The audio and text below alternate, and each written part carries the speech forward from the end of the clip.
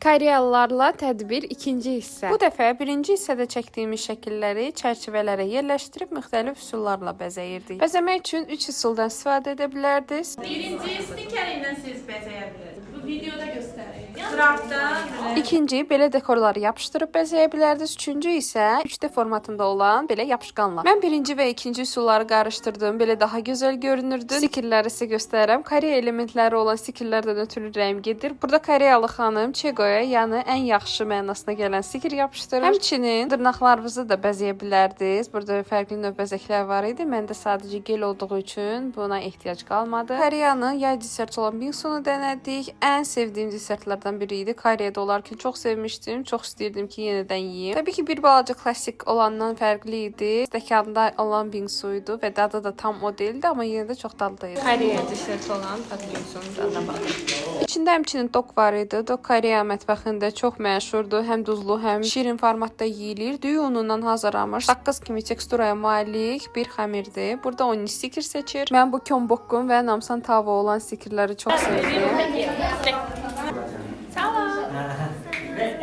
Bu səhnədə nələr baş verdiyini heç kəs anlamasa da maksimum dərəcədə bizi əyləndirməyə çalışırlar. Artıq sağollaşma zamanı gəldi. Videonun birinci hissəsini də izləməmisinizsə mütləq izləyin və YouTube-da da vlog formatında tam olaraq yayımlanıb.